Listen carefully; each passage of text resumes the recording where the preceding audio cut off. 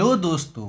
आज हम आपके साथ इकोनॉमिक्स का चैप्टर नंबर 2 यानी कि sectors of the Indian economy, जिसमें बहुत से स्टूडेंट को कन्फ्यूजन होता है, उसको आपको इजी वे में समझाएंगे और इसके बाद आपको यहाँ पे कभी भी डाउट नहीं होएगा।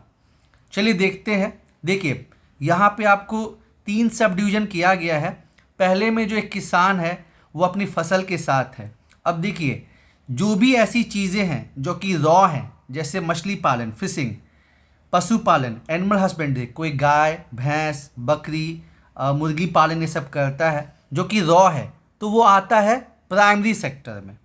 उसके बाद अगर मान लीजिए कि गेहूं है और उसको ब्रेड बना दिया जाता है, टोमेटो है उसका केचप बना लिया जाता है, आयरन ओर जैसे हेमेटाइट जो है वो आयरन ओर है उसका स्टील बन जाता है, मतलब जब उसका प्रोसेसिंग हो जाता है तो वो आपका आता है सेकेंडरी सेक्टर में।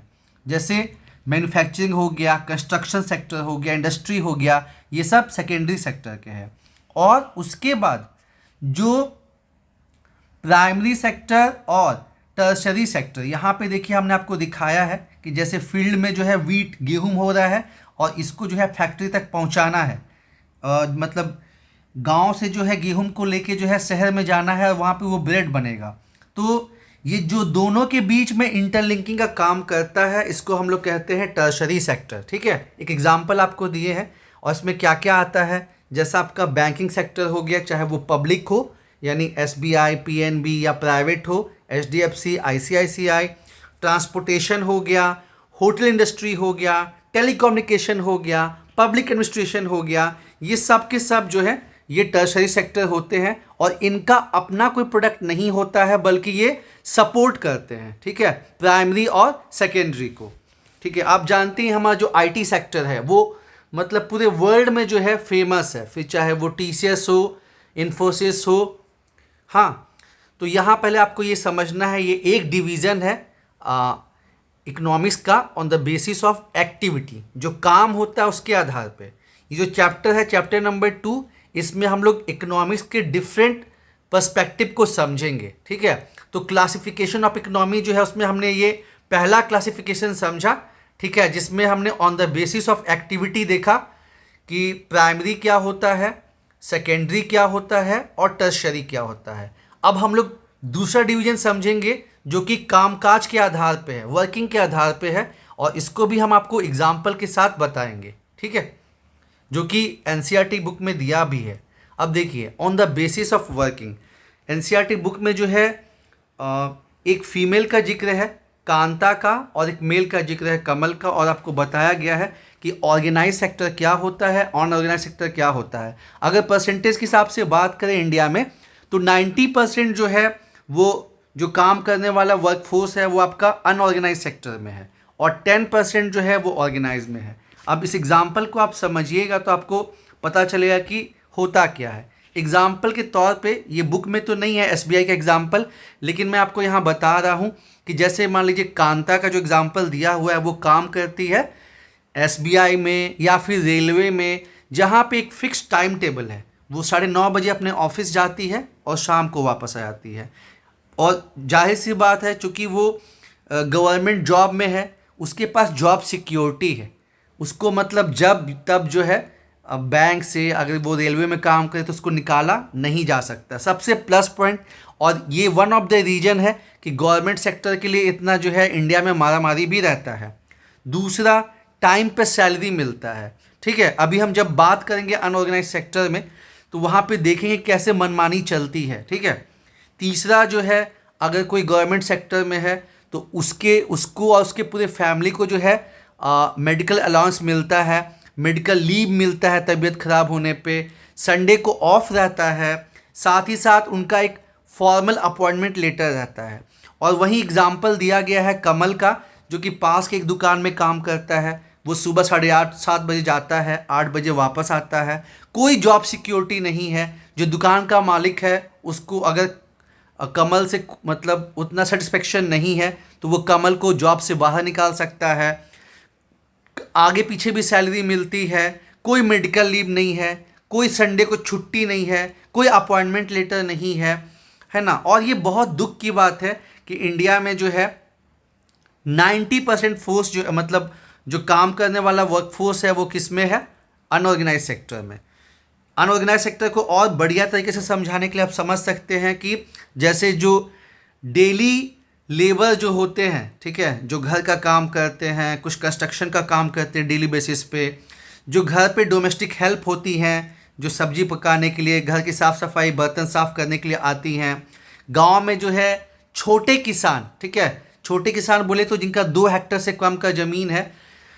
उसके बाद ऐसे भी किसान होते हैं कि जिनके पास ज़मीन नहीं होती है, वो दूसरे के खेतों पे जो है वो खेती करते हैं, ठीक है। इसके अलावा रिक्शा पुलर, ऑटो ड्राइवर, ठीक है, ये सब कुछ एग्जाम्पल है अनऑर्गेनाइज सेक्टर के। तो ये था on the basis of working, है ना। मैंने आपको बताया कि इस चैप्टर में क्या बताया गया है कि जो इकोनॉमिक का क्लासिफिकेशन है वो 3 बेसिस पे किया गया है। पहले हमने देखा एक्टिविटी के आधार पे, जिसमें प्राइमरी, सेकेंडरी और टर्शरी आया, और अभी काम के आधार पे हमने देखा क्या, काम के आधार पे देखा ऑर्गेनाइज सेक्टर और अनऑर्गेनाइज सेक्टर, ठीक है। तो ऑर्गेनाइज सेक्टर में बस 10% लोग ही काम करते हैं, वहाँ पे कांता का एग्जाम्पल दिया गया है। मैंने अलग से यहाँ पे एसबीआई लिखा है, आप यहाँ पे रेलवे भी समझ सकते हैं। मतलब जहाँ पे फिक्स सैलरी है, जॉब सिक्योरिटी है, मेडिकल अलाउंस है, मेडिकल लीव है, पेड लीव है, संडे को ऑफ है, अपॉइंटमेंट लेटर है। लेकिन इसके ठीक ऑपोजिट जो है आपका अनऑर्गेनाइज सेक्टर में है, जहाँ कमल का एग्जाम्पल दिया गया है, जो कि एक दुकान में काम करता है, कोई जॉब सिक्योरिटी नहीं है, कोई टाइम पे सैलरी नहीं है। जैसे और एक चीज़ है कि जो ऑर्गेनाइज सेक्टर है वहाँ पे हर साल जो आपका सैलरी बढ़ता भी है, लेकिन अनऑर्गेनाइज सेक्टर में ऐसा नहीं है। हो सकता है 5 साल के बाद या 6 साल के बाद, या वो भी नहीं बढ़े। कोई मेडिकल लीव नहीं है, कोई संडे को ऑफ नहीं है, कोई फॉर्मल अपॉइंटमेंट लेटर नहीं है। और ये सबके चलते जो अनऑर्गेनाइज सेक्टर है उसका बहुत ज़्यादा जो है वो एक्सप्लॉयटेशन होता है। साथ ही साथ ये भी ऑब्जर्व किया गया है कि जो वीकर सेक्शन है, वीकर सेक्शन बोले तो शेड्यूल कास्ट, शेड्यूल ट्राइब, ठीक है, ओबीसी, ये लोग बहुत ज़्यादा जो इंगेज कहाँ रहते हैं, अनऑर्गेनाइज सेक्टर में, क्योंकि इनको उतना एजुकेशन फैसिलिटी नहीं मिला हुआ है, उतना इनकम नहीं है, तो ये छोटे मोटे काम करने के लिए मतलब मजबूर हैं। तो ये भी देखा जाता है कि चूँकि अनऑर्गेनाइज सेक्टर में जो है बहुत ज़्यादा जो है एक्सप्लॉयटेशन होता है, खासकर जो लोग वीकर सेक्शन के लोग हैं उनको और ज़्यादा प्रॉब्लम फेस करने को मिलता है। फिर जो आपका थर्ड क्लासिफिकेशन है वो on the basis of ownership है, ठीक है, कि मतलब जो भी फर्म है उसका मालिक कौन है। तो पहले क्या था कि मैक्सिमम चीज़ में जो है इंडिया में गवर्नमेंट का प्रेजेंस था, ठीक है, मैक्सिमम चीज़ में। और उसको मतलब जहाँ गवर्नमेंट का प्रेजेंस मोर देन 51% है उसको बोलते हैं पब्लिक सेक्टर कंपनी। जैसे रेलवे हो गया, पब्लिक सेक्टर एंटरप्राइजेज में सेल हो गया, जिसके अंदर अलग अलग स्टील प्लांट हैं, जैसे Bhilai steel plant, Bokaro steel plant, Rourkela steel plant. उसके बाद तेल की कंपनियां हैं, ओएनजीसी, एनटीपीसी, फिर गेल, वेल, ठीक है। इसके अलावा मतलब आपका इसरो हो गया। तो मतलब जहाँ पे गवर्नमेंट का प्रेजेंस है, स्टेक, उसको पब्लिक सेक्टर बोलते हैं। और एक बदलाव जो मैंने आपको कहा वो देखने को मिला कि जब 1991 के बाद, ठीक है, उसके पहले तो प्राइवेट कंपनी जो है इंडिया में कम थी, लेकिन 1991 में जब इंडिया में बदलाव हुआ तो फिर आपको प्राइवेट सेक्टर का प्रेजेंस काफ़ी ज़्यादा बढ़ गया। पहले भी था लेकिन बाद में जो है प्राइवेट सेक्टर और ज़्यादा बढ़ गया। जैसे टाटा कंपनी का प्रेजेंस और ज़्यादा बढ़ गया, रिलायंस का और ज़्यादा बढ़ गया।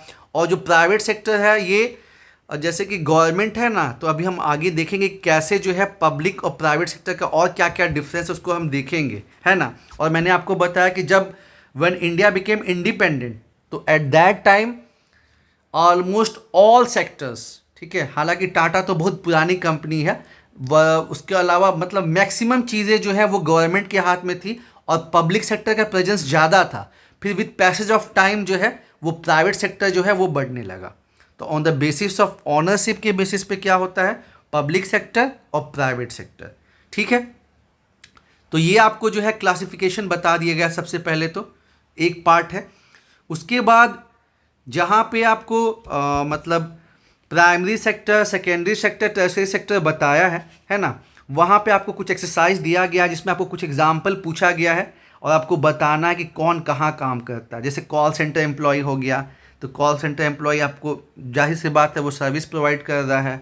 उसके बाद पोर्टर हो गया जो घड़े का काम करता है। अब वो घड़े का मतलब रॉ काम हो रहा है, ठीक है, कुछ प्रोसेसिंग तो वैसा हो नहीं रहा है, तो वो आपका जो है प्राइमरी सेक्टर में ही आएगा। उसके बाद जो है फिशरमैन तो मैंने आपको बता ही दिया, मछली पालन करने वाला। उसके बाद ऐसे कुछ कुछ एग्जाम्पल दिए हुए हैं, ठीक है। तो वहीं पे जो है बताया गया है, जहाँ पे आपको ये प्राइमरी सेकेंडरी टर्शरी बताया गया है, वहाँ पे तीनों सेक्टर का कंपैरिजन करने के लिए बोला गया है ना, तीनों सेक्टर का कंपैरिजन करने बोला गया है। और वहीं पे आपको एक टर्म मिलेगा जिसको कहते हैं ग्रॉस डोमेस्टिक प्रोडक्ट। पहले तो आपको वहाँ पे इंटरमीडिएट गुड्स के बारे में बताया गया है कि वो होता क्या है। फॉर एग्जांपल वहाँ पे एक एग्जांपल दिया गया है कि जिसमें ब्रेड बनाने की बात कही गई है, कि जो है बिस्किट कंपनी की बात कही गई है, सॉरी, कि कैसे जो है एक फार्मर अपना गेहूं जो है, ये मतलब अपना गेहूं बेचता है आटे की कंपनी को 8 रुपये पर केजी में। उसके बाद जो मिल है, फ्लोर मिल, उसको फर्दर वो सेल करता है 10 रुपीज़ पर केजी में। और फिर जो बिस्किट कंपनी है वो बिस्किट बना के जो है वो कस्टमर को बेचती है 60 रुपीज़ करके, ठीक है। तो जो इसमें बिस्किट बना वो फाइनल गुड्स है। तो इसमें जो है इंटरमीडिएट गुड्स क्या क्या हो गया, आपका जो गेहूं है वो इंटरमीडिएट गुड है, और जो यहाँ पे फाइनल जो बिस्किट बना है वो फाइनल गुड है। तो यहाँ आपको एक टर्म दिया गया है ग्रॉस डोमेस्टिक प्रोडक्ट। तो ये होता क्या है दोस्तों, तो ध्यान दीजिएगा, देश की सीमा के अंदर, विद इन द कंट्री, देश की सीमा के अंदर जो value of final goods and services है, ठीक है, हर सेक्टर के, primary sector, secondary sector, tertiary sector, during a particular year, एक साल के अंदर, ठीक है, एक साल के अंदर देश की सीमा के अंदर जो भी गुड्स एंड सर्विसेज प्रोड्यूस होता है अलग अलग सेक्टर में, चाहे वो प्राइमरी में हो, चाहे सेकेंडरी में हो, चाहे टर्सरी में हो, उसको हम लोग बोलते हैं ग्रॉस डोमेस्टिक प्रोडक्ट, ठीक है। इसमें एक चीज़ आप हायर क्लास में सीखेंगे, यहाँ तो मतलब मेंशन नहीं है, जिसका नाम क्या होता है, GNP। मतलब ऐसे भी इंडियंस हैं जो कि UAE, USA, मतलब देश के बाहर काम कर रहे हैं और फिर वो अपने देश में पैसा भेज रहे हैं, ठीक है। तो उसको कहते हैं GNP, ग्रॉस नेशनल प्रोडक्ट। लेकिन अभी आपको यहाँ पे फोकस कहाँ पे करना है, GDP पे, ग्रॉस डोमेस्टिक प्रोडक्ट। और दोनों में अंतर क्या है कि ग्रॉस डोमेस्टिक प्रोडक्ट में जो बाउंड्री है ना, ठीक है, जो देश की बाउंड्री है विद इन, इसके अंदर value of final goods and services produce in each sector during a particular year, ठीक है, तो इसको बोलते हैं ग्रॉस डोमेस्टिक प्रोडक्ट। और मैंने बताया कि बहुत से इंडियन जो हैं वो UAE, USA, सऊदी अरेबिया बाहर काम करते हैं, ठीक है। तो GNP बेस्ड होता है कि जो सिटीज़न है, मतलब चाहे वो इंडिया में बनाए चाहे वो बाहर बनाए, ठीक है, सबको वो इंक्लूड करता है। लेकिन GDP में जो प्रोडक्शन इंडिया के बाहर होता है, जो इंडियंस NRIs जो बाहर काम करते हैं, उनकी चीज़ों को इंक्लूड नहीं किया जाता है। साथ ही साथ मैंने जब बताया कि जब GDP का कैलकुलेशन होता है तो उसमें कुछ कन्फ्यूजन ना हो, इसलिए जो इंटरमीडिएट गुड्स है ना, उसको शामिल नहीं किया जाता है, ये ध्यान रखना है। अब उसके बाद ये बताने के बाद अब आपको चेंज, हम जानते हैं कि समय के साथ क्या होता है, बदलाव होता है, हिस्टोरिकल चेंज उसके बारे में बताया गया है। तो इन जनरल क्या होता है, इन जनरल आप देखेंगे कि शुरू में जो है प्राइमरी सेक्टर, लोग जो है मैक्सिमम वो खेती कर रहे हैं, मछली पालन कर रहे हैं, पशुपालन कर रहे हैं। उसके बाद अब आपका आता है सेकेंडरी सेक्टर, फिर जो है मतलब इंडस्ट्रीज़ का जो है डेवलपमेंट होने लगा, जो चीज़ें रॉ थी उसका प्रोसेसिंग करके जो है, और मतलब फिर आयरन स्टील ये सब बनने लगा, तो फिर आपका सेकेंडरी सेक्टर। और उसके बाद जब और मतलब डेवलपमेंट हुआ तो आपका टर्शरी सेक्टर, ठीक है। तो ये बदलाव देखने को मिला विद इन 100 ईयर्स कि प्राइमरी से जो है टर्शरी की तरफ शिफ्टिंग होने लगा। तो NCERT बुक में जो है आपको जो 2024-25 का जो रिसेंट वाला बुक है उसमें आपको कंपैरिजन दिखाया गया है कि कैसे 1973-74 से 2013-2014 में क्या बदलाव आया है। तो पहले तो मैंने आपको बताया कि जो GDP है, ठीक है, GDP में क्या चेंजेस देखने को मिला है। तो देखिए, इसको हम सर्कल में भी दिखा सकते हैं कि जैसे 1973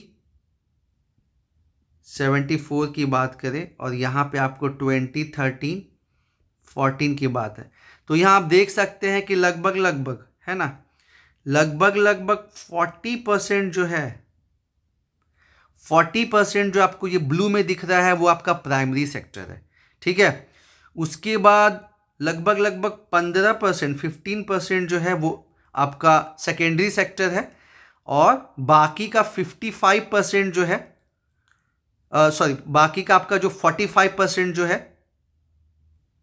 वो आपका टर्शरी सेक्टर है। ठीक है, ये आपको 1973-74 में है। और अभी आप देखिए जो अगला वाला डायग्राम है, लगभग 40 ईयर्स के बाद देखिए आप क्या पे चेंज हो गया है। यहाँ आप देख सकते हैं कि जो ब्लू वाला है वो कितना कम हो गया है, मतलब जो आपका 40% यहाँ पे प्रोडक्शन था, ये लगभग लगभग 15% हो गया है। ठीक है, 15% हो गया है, उससे भी थोड़ा कम। और ये आपका जो है 20% जो है इंडस्ट्री का है, 15 और 20 हो गया आपका 35, और बाकी का जो 65 है, 65% जो है ये टर्शरी का है। तो ये चेंजेस आए हैं। ठीक है, कि 45% था पहले आपका 1973-74 में, वो बढ़ के हो गया 65% किसका, टर्शरी सेक्टर का जीडीपी में। और जो 40% आपका प्राइमरी सेक्टर का था, एग्रीकल्चर एंड लाइट सर्विसेज का, वो मतलब घट के हो गया है आपका 15%। और इंडस्ट्री सेक्टर में ज़्यादा कुछ बदलाव तो नहीं देखने को मिला है, उस समय आपका 10% के पास था, वो थोड़ा डबल हुआ है। तो ये तो इन टर्म्स ऑफ सेक्टर। और एक आपको चेंज दिखाया गया है इन टर्म्स ऑफ एम्प्लॉयमेंट। तो देखिए एम्प्लॉयमेंट में अभी भी मतलब 1977-78 का इसमें दिखाया गया है कि उस समय 78% जो है मतलब मैक्सिमम एम्प्लॉयमेंट जो है वो प्राइमरी सेक्टर क्रिएट करता था। और अभी भी हालांकि उसका शेयर घटा है, लेकिन अभी भी जो है मैक्सिमम एम्प्लॉयमेंट कौन जनरेट करता है, प्राइमरी सेक्टर ही करता है। लेकिन उनका चेंज कहाँ देखने को मिल रहा है कि देखिए यहाँ पे बस 18% जो है वो टर्शरी सेक्टर में लोग काम करते थे, यहाँ 31% हो गया है। मतलब 11% यहाँ इंडस्ट्री में था, ये 25% हो गया है। तो कहने का मतलब कि जो प्राइमरी सेक्टर का पहले प्राइमेसी था, वो अब टर्शरी और सेकेंडरी मिलके जो है आपका 56% अब जो है मतलब लोग ज़्यादा इधर काम करते हैं। ठीक है, यहाँ पे बताया गया है उसके बाद कि राइजिंग जो टर्शरी सेक्टर है उसका इम्पोर्टेंस क्यों बढ़ा है। ठीक है, क्यों बढ़ा है, क्योंकि ग्रोइंग रिस्पॉन्सिबिलिटी ऑफ गवर्नमेंट को जो है जैसे जैसे विकास होता है, तो गवर्नमेंट चूँकि इंडिया की वेलफेयर स्टेट है, उसको अलग अलग सर्विसेज प्रोवाइड करनी है, एजुकेशन, हेल्थ, ट्रांसपोर्टेशन, उसके बाद बैंक्स, ये सब करना है जो कि बेसिक सर्विस है। ठीक है, बेसिक सर्विस में आते हैं। उसके अलावा जब भी मैंने आपको यहाँ पे स्टार्टिंग में दिखाया था कि तीनों सेक्टर जो है उनका मतलब इंटरडिपेंडेंट है। अगर प्राइमरी सेक्टर बढ़ेगा, सेकेंडरी सेक्टर बढ़ेगा, तो जाहिर सी बात है अगर प्राइमरी सेक्टर अप जाएगा, सेकेंडरी सेक्टर अप जाएगा, तो इससे रिलेटेड है ना, मतलब ज़्यादा मान लीजिए कि टोमेटो का प्रोडक्शन हो रहा है, ज़्यादा जो है उसका केचप बन रहा है, तो जाहिर सी बात है ज़्यादा ट्रांसपोर्टेशन ट्रक का ज़रूरत पड़ेगा। तो ये एक दूसरा रीजन बताया गया है।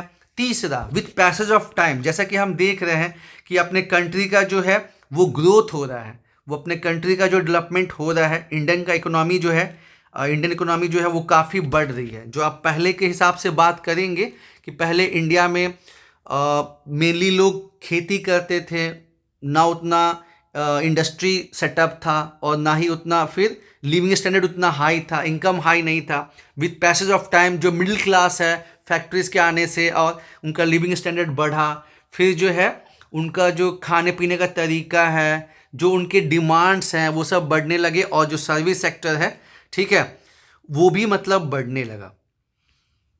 आप देख लीजिए, पहले जो है पब्लिक सेक्टर का दबदबा था, ठीक है। एक चेंज ये भी देखने को मिलता है विद पैसेज ऑफ टाइम कि क्यों जो है कि पहले जो है आपका पब्लिक सेक्टर का डोमिनेंस था, but with passage of time जैसे जैसे इंडियन इकोनॉमी खुला, स्टार्टिंग में इंडियन इकोनॉमी क्या था, क्लोज इकोनॉमी। क्लोज इकोनॉमी का मतलब जो ना ही फॉरेन ट्रेड करता था, ना ही फॉरेन कंपनीज को उतना बढ़ावा देता था, ना एक्सपोर्ट करता था, और पब्लिक सेक्टर का डोमिनेंस था। But with passage of time क्या हुआ कि 1991 में प्रॉब्लम के बाद इंडिया बिकेम ओपन इकोनॉमी, ठीक है। ओपन इकोनॉमी में मतलब प्राइवेट पब्लिक सेक्टर कम होता है, प्राइवेट सेक्टर बढ़ता है, और साथ ही साथ जो फॉरेन ट्रेड है, फॉरेन कंपनीज को जो है बढ़ावा दिया जाता है, ठीक है। तो इससे भी सर्विस सेक्टर को काफ़ी बूस्ट मिला है। मैंने यहाँ पे लिखा है 1991 में बैलेंस ऑफ पेमेंट क्राइसिस हुआ, ये हम लोग बाद में डिटेल में समझेंगे। और उसके बाद क्या हुआ कि प्राइवेट सेक्टर का प्रेजेंस बढ़ा, और सर्विस सेक्टर का भी हम लोग जो है यहाँ पे जो देखें कि जो चेंजेस मिला, चाहे वो इन सेक्टर ऑफ जीडीपी हो या फिर जो है एम्प्लॉयमेंट हो, ठीक है, सब जगह में जो है टर्शरी सेक्टर का जो है वो ग्रोथ हुआ है, ठीक है। लेकिन ये जो हिस्टोरिकल चेंज हुआ है ना, ये जो हिस्टोरिकल चेंज हुआ उससे क्या मतलब बदलाव हुआ, मतलब हमने तो ये देखा कि जिस हिसाब से जीडीपी में चेंजेस देखने को मिले, उस हिसाब से जो है वो एम्प्लॉयमेंट में चेंज देखने को नहीं मिला, ठीक है। क्योंकि आपको पता है कि अगर आपको सर्विस सेक्टर में जॉब करना है, इंफॉर्मेशन आईटी इंडस्ट्री हो, बैंकिंग इंडस्ट्री हो, ठीक है, तो आपको जो है अच्छा नॉलेज होना चाहिए, नॉलेज बेस आपको बढ़िया होना चाहिए, और यहाँ पे वैसा हो नहीं सका। तो उसके वजह से जो है बेरोजगारी, अनएम्प्लॉयमेंट जो है वो बढ़ गई है। और यहाँ पे मेंशन किया गया है स्टार्टिंग पेज पे कि पहले NSSO जो है वो बेरोजगारी का डेटा इंडिया में पब्लिश करता था, जिसका नाम अभी क्या हो गया है, NSO हो गया, ठीक है। और एक स्पेशल टाइप के अनएम्प्लॉयमेंट के बारे में बात किया गया है, जैसे कि आप जानते हैं, ठीक है, कि जैसे एग्रीकल्चर सेक्टर जो है, एग्रीकल्चर सेक्टर में जो है काम, मान लीजिए कि इसको आपको यहाँ पे समझना पड़ेगा तो आपको अच्छे से समझ में आएगा यारो। देखिए, जैसे जो एग्रीकल्चर सेक्टर है, तो अब मैंने आपको बता दिया कि अगर आपको टर्शरी सेक्टर में काम करना है, टर्शरी सेक्टर में काम करना है, बैंकिंग और टेलीकम्युनिकेशन, ठीक है, होटल इंडस्ट्री, तो आपका कुछ स्पेसिफिक जो है मतलब डिग्री या क्वालिफिकेशन चाहिए, वो सबके पास तो नहीं है। अगेन इंडस्ट्री सेक्टर उतना ज़्यादा डेवलप नहीं किया जितना करना चाहिए था, ड्यू टू वन रीजन और दी अदर। तो यहाँ पे क्या हुआ कि लोग जो है प्राइमरी मतलब खेती में, पशुपालन में, यहीं पे लोग फंसे रह गए, ठीक है। तो एक अलग टाइप का प्रॉब्लम जो है वो देखने को मिलता है कि जैसे अब बाकी सेक्टर में उतना जो है जॉब क्रिएट नहीं हो पाया, तो मजबूरी में लोग को जो है जहाँ 5 लोग की ज़रूरत थी खेती में, वहाँ जो है 15 लोग काम कर रहे हैं, ठीक है। तो इसको बोलते हैं डिसगाइज अनएम्प्लॉयमेंट, ठीक है, डिसगाइज अनएम्प्लॉयमेंट या अंडर एम्प्लॉयमेंट, जहाँ पे क्या है कि ज़रूरत तो नहीं है उतने लोगों की, लेकिन होता है ना कि नाम के लिए वो लोग काम कर रहे हैं। तो एग्रीकल्चर में हम लोग सीजनल अनएम्प्लॉयमेंट भी देखते हैं, और यहाँ पे जो अनएम्प्लॉयमेंट है वो छुपा हुआ है, ठीक है, वो छुपा हुआ है, तो उसको बोलते हैं डिसगाइज अनएम्प्लॉयमेंट। इस चीज़ को ध्यान देना है। इसका मतलब क्या है, इसका मतलब यही है कि ज़रूरत से ज़्यादा लोग जो हैं वो काम कर रहे हैं। और जो NCERT की बुक है वहाँ पे सुखराम लैंडलॉर्ड का एग्जाम्पल देके इस चीज़ को जो है समझाया गया है, ठीक है, और लक्ष्मी का एग्जाम्पल देके। अब चलिए, हमने तो क्या क्या डिफरेंट डिफरेंट इकोनॉमी के सेक्टर हैं, उसमें क्या क्या चीज़ें हैं, उनके बारे में बात की। अब प्रॉब्लम तो हम लोग बात कर लिए कि अच्छा जो ये हिस्टोरिकल चेंज हो रहा है, जो हिस्टोरिकल चेंज यहाँ पे दिख रहा है हम लोग को कि प्राइमरी से जो है मतलब प्राइमरी सेक्टर का कंट्रीब्यूशन जीडीपी में घट रहा है, ठीक है, उसके बाद अनएम्प्लॉयमेंट में भी घट रहा है, लेकिन मतलब सॉरी एम्प्लॉयमेंट में भी घट रहा है, लेकिन जैसे हमने आपको बताया कि एक अलग टाइप का जो है अनएम्प्लॉयमेंट देखने को मिलता है। साथ ही साथ इनइक्वालिटी, असमानता भी बहुत ज़्यादा बढ़ा है, ठीक है, क्योंकि मैंने आपको बताया है कि उस हिसाब से जिस हिसाब से जीडीपी में चेंजेस हुए, उस हिसाब से जो है एम्प्लॉयमेंट में चेंजेस नहीं हुए, आप देख सकते हैं, ठीक है। अगर सिंगल सेक्टर की बात करेंगे तो अभी भी मैक्सिमम लोग कहाँ काम करते हैं? एग्रीकल्चर सेक्टर में। और एग्रीकल्चर सेक्टर में क्या प्रॉब्लम है? डिसगाइज अनएम्प्लॉयमेंट का। ठीक है, तो फिर उसके वजह से क्या हुआ, अब उसको ठीक करने के लिए अगेन लक्ष्मी का एग्जाम्पल देते हुए बताया गया है कि गवर्नमेंट क्या कर सकती है। तो गवर्नमेंट जो है वो लक्ष्मी को कम दाम पे फर्टिलाइजर, सीड, और जो गवर्नमेंट करती भी है, आप देखते ही होंगे कि गांव में जो है मुफ्त बिजली, बहुत कम दर पे जो है उर्वरक, यूरिया जो है, बीज, ये सब जो है प्रोवाइड किया जाता है।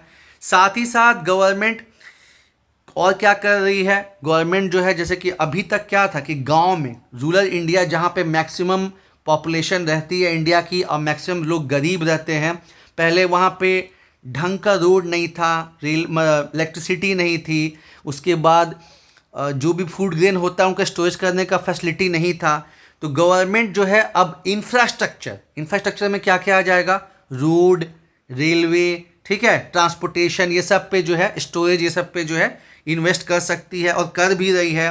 साथ ही साथ अब देखिए जो गांव है, चूंकि वहाँ पे उतने रिसोर्सेज नहीं है, तो वहाँ पे लार्ज इंडस्ट्री या फॉरेन इंडस्ट्री सेटअप नहीं हो सकता है।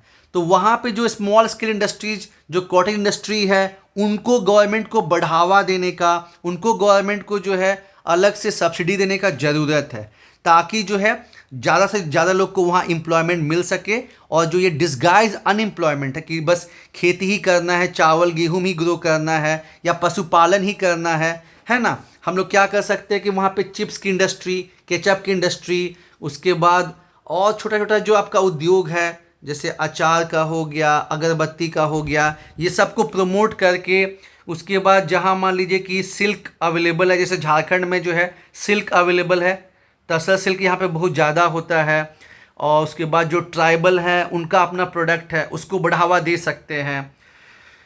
उसके अलावा जो है वन साइज फिट ऑल नहीं, हर एरिया का जो है अलग अलग मतलब जो है अपना स्पेशलाइजेशन रहता है। जैसे कुछ कुछ एरिया हैं जहाँ पे वाटरफॉल काफ़ी अच्छा है, तो आप वहाँ पे टूरिज़्म जो है डेवलप कर सकते हैं। धार्मिक स्थल है, रिलीजियस प्लेस है, वहाँ पे आप टूरिज़्म डेवलप कर सकते हैं।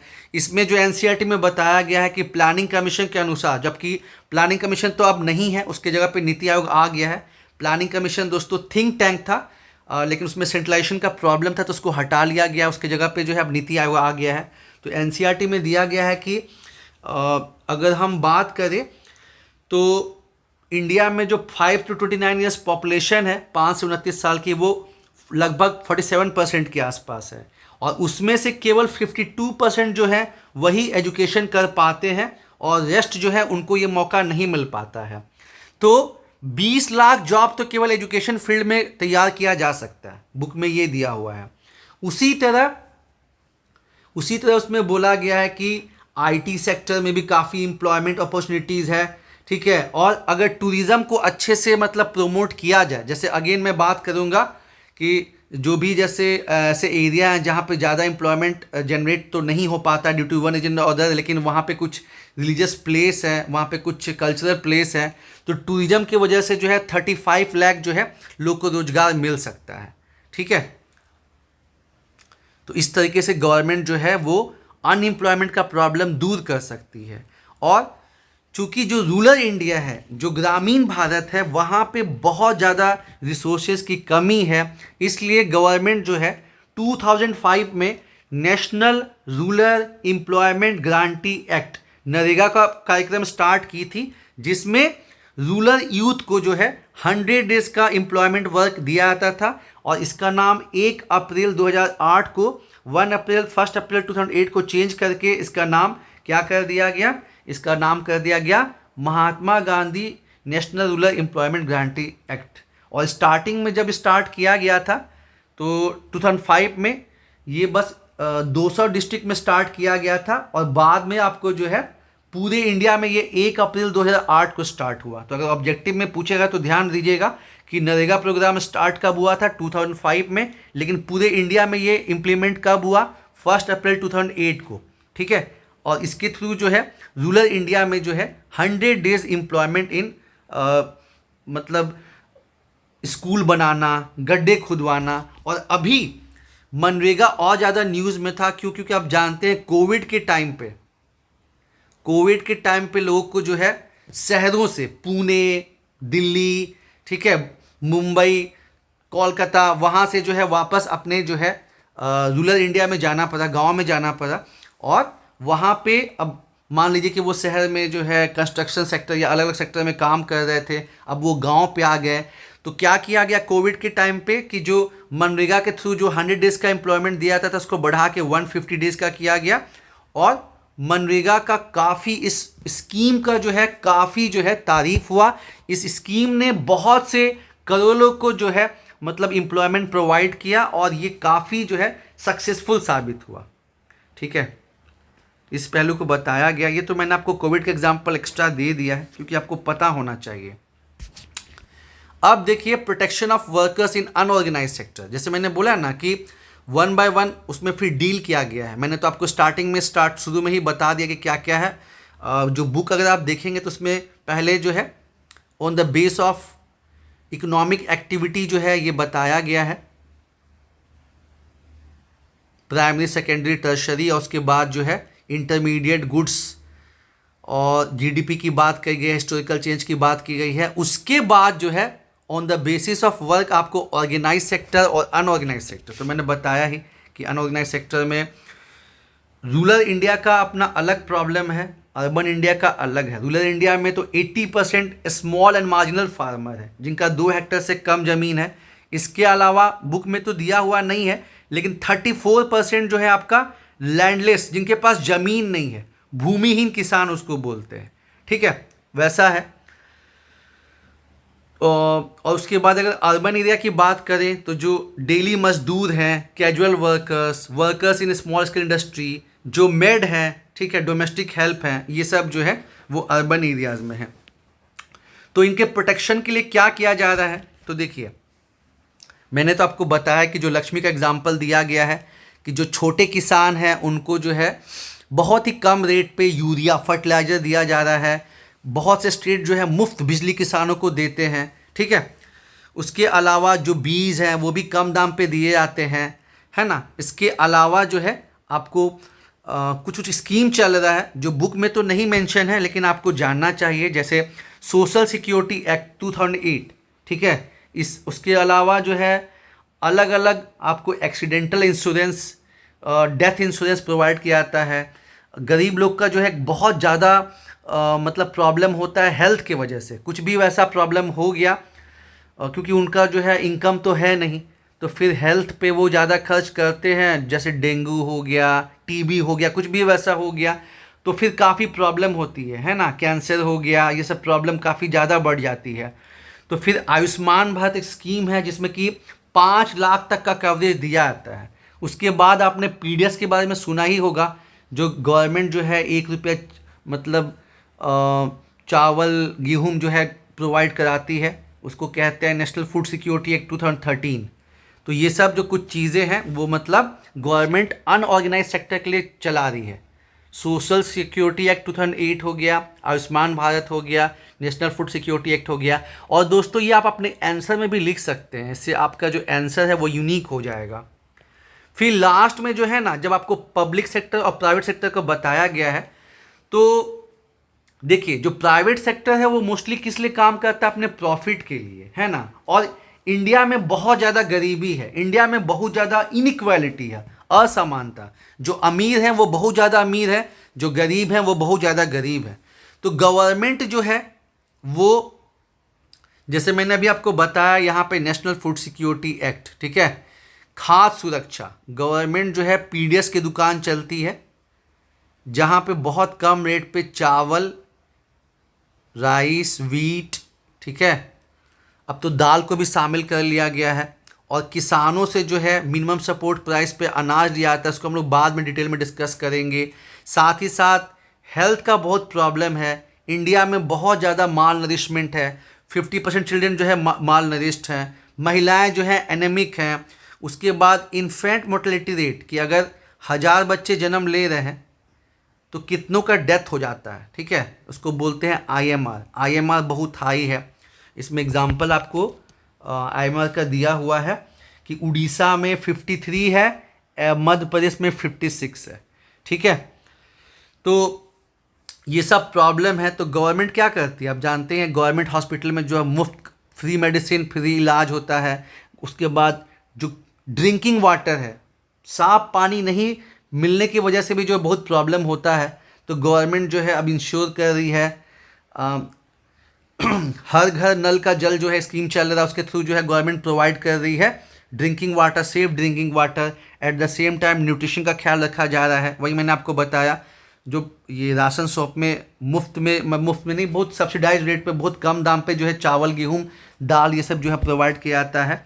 उसके बाद जैसे अभी कोविड आया था तो मुफ्त में वैक्सीन प्रोवाइड किया गया था, फ्री में वैक्सीन दिया गया था, है ना। टाइम टू टाइम गवर्नमेंट ये सब इनिशिएटिव लेती है। फिर एजुकेशन में आप देखिए देख सकते हैं कि जो राइट टू एजुकेशन एक्ट है, उसके अंतर्गत 6 to 14 ईयर्स बच्चों को जो है मुफ्त एजुकेशन जो है मिलता है, फ्री एजुकेशन। क्योंकि देश कब बढ़ेगा, ठीक है, देश तभी बढ़ेगा जब बच्चे स्ट्रांग होंगे, जब यहाँ के सिटीजन स्ट्रांग होंगे। तो गवर्नमेंट को हेल्थ में, एजुकेशन में, फूड सिक्योरिटी में अपना प्रेजेंस बनाए रखना चाहिए। There are some activities which the government has to support, ठीक है ना। इसमें मैंने वो भी आपको बताया कि गांव में जो है, देखिए चीज़ें इंटरलिंक्ड है। गांव में 80% किसान जो हैं वो छोटे और मार्जिनल हैं, और लगभग 34% जो है वो भूमिहीन किसान हैं। तो अगर गवर्नमेंट उनको जो है, उसके अलावा जो है स्मॉल स्केल इंडस्ट्रीज़ है, तो अगर उनको government high rate of electricity देगी तो वो लोग तो सर्वाइव ही नहीं कर पाएंगे। तो गवर्नमेंट ये इंश्योर करती है कि जो छोटे उद्योग हैं उनको सब्सिडाइज रेट पे बिजली मिल जाए, इलेक्ट्रिसिटी मिल जाए। जो किसान हैं उनको जो है बहुत सारा चीज़ रहता है इलेक्ट्रिसिटी से, तो उनको सब्सिडाइज रेट पे मिल जाए। तो ये सब चीज़ों को जो है दोस्तों जिक्र किया गया है। अब हम लोग जाते जाते जो है कुछ इसका फिल इन द ब्लैंक्स देख लेते हैं जो काफ़ी इंपॉर्टेंट है। Employment in the service sector dash increase to the same extent as production, ठीक है। मतलब जो सर्विस सेक्टर में एम्प्लॉयमेंट है वो उसके प्रोडक्शन के हिसाब से बढ़ा है, ठीक है ना। तो सेम एक्सटेंट तो नहीं बढ़ा है, थोड़ा बहुत बढ़ा है, लेकिन जिस हिसाब से has not increase to the same extent, उस एक्सटेंट तक नहीं हुआ है। उसके बाद दूसरा है workers in the dash sector do not produce good. तो आपको मैंने बताया ही कि वर्कर्स जो आपका टर्शरी सेक्टर में है, ये सर्विस प्रोवाइडर हैं, ये कुछ वैसा प्रोड्यूस नहीं करते हैं, तो इसका हो जाएगा workers in the tertiary sector. उसके बाद most of the workers in the dash sector enjoy job security. तो जॉब सिक्योरिटी आपको पता ही है कि जो ऑर्गेनाइज सेक्टर में है, जैसे रेलवे हो गया, SBI हो गया, सेल हो गया, स्टील प्लांट हो गया, मतलब गवर्नमेंट का जो स्टील प्लांट है वहाँ पे ऑर्गेनाइज सेक्टर जो हो आपका, चाहे गवर्नमेंट का हो चाहे टाटा का हो, मतलब ये सब ऑर्गेनाइज सेक्टर में आते हैं, तो उनको जॉब सिक्योरिटी रहती है। Fourth, a dash proportion of the labourers in India are working in the organise sector. तो मैंने आपको बताया ही कि 90% जो वर्क फोर्स है वो अनऑर्गेनाइज सेक्टर में है। तो क्या जवाब हो जाएगा, a large proportion of labourers in the India are working in the organise sector, unorganise sector, ठीक है। फिर कॉटन जो है डैश प्रोडक्ट है और क्लोथ जो है वो डैश प्रोडक्ट है। तो कॉटन जो है रॉ है तो वो नेचुरल प्रोडक्ट है, और क्लॉथ जो है वो आपका जो है मैन्युफैक्चर्ड प्रोडक्ट है, ठीक है। उसके बाद the activities in primary, secondary and tertiary sectors, तो मैंने बताया ही कि मतलब ये जो है तीनों इंटरडिपेंडेंट हैं। प्राइमरी बढ़ेगा, मान लीजिए कि आपका जो है वीट और राइस का मान लीजिए अच्छा प्रोडक्शन हो रहा है, तो वीट और राइस का अच्छा प्रोडक्शन हो रहा है तो उसके लिए ज़्यादा ट्रैक्टर लगेगा, ज़्यादा ट्रैक्टर लगेगा, सेकेंडरी सेक्टर का मतलब विकास होगा ही होगा। और जब ज़्यादा प्रोडक्शन हो रहा है, ज़्यादा वीट हो रहा है तो ज़्यादा ब्रेड बनेगा, ज़्यादा टोमेटो हो रहा है तो ज़्यादा केचप होगा। उसके बाद जो एग्रीकल्चर प्रोड्यूस है उसको जो है गांव से शहर लाना पड़ेगा, तो आपका ट्रांसपोर्टेशन बढ़ेगा, है ना। तो मतलब प्राइमरी सेक्टर बढ़ेगा, सेकेंडरी सेक्टर बढ़ेगा, तो आपका जो है फिर आपको टर्शरी सेक्टर भी बढ़ेगा। फिर लास्ट में आपको choose the most appropriate answer दिया है। The sectors are classified into public and private, ठीक है। मैंने बोला ना कि तीन आपका जो है मोड ऑफ क्लासिफिकेशन है। तो हमने देखा ही कि जो on the basis of ownership, ownership के बेसिस पे हम लोग करते हैं क्या, पब्लिक एंड प्राइवेट। पब्लिक और प्राइवेट जो है on the basis of ownership है, और वर्किंग में क्या हो गया, ऑर्गेनाइज और अनऑर्गेनाइज, और एक्टिविटी में क्या हो गया, वही आपका प्राइमरी, सेकेंडरी और टर्शरी, ये 3 बेसिस आपका है दोस्तों। तो क्वेश्चन नंबर 2 का जो पहला क्वेश्चन पूछा गया है, the sectors are classified into public and private sector, तो आपका हो जाएगा on the ownership of enterprises, ठीक है। फिर production of a commodity mostly through the natural process, natural process है तो वो क्या है, जाहिर सी बात है प्राइमरी है वो, ठीक है, प्राइमरी है, दूध निकाल रहा है कोई, ठीक है, मछली पालन कर रहा है, मतलब प्रोसेस नहीं किया गया है। फिर सी पूछा गया कि जीडीपी क्या है, तो जीडीपी मैंने आपको बताया ही, GDP is the total value of all final goods and services produce during a particular area within the boundary of the country. मैंने आपको यहाँ पे जीडीपी और जीएनपी का कंसेप्ट बताया था, हालांकि जीएनपी आपको पढ़ना नहीं है अभी क्लास 10th में, लेकिन आप जान लीजिए कि यहाँ क्या है। और फिर जो लास्ट है कि इन टर्म्स ऑफ जीडीपी, ठीक है, the share of tertiary sector, तो मैंने आपको बताया ही कि जो है टर्शरी सेक्टर का जो अभी कितना ज़्यादा बढ़ गया है, इस चीज़ को आपको एक्सप्लेन किया ही। तो दोस्तों उम्मीद है आपको जो है ये सेशन पसंद आया होगा, और इसी तरह हम लोग आपके सारे डाउट्स को दूर करेंगे, आपको जो है फिर सोशल साइंस से भी प्यार हो जाएगा। Thank you.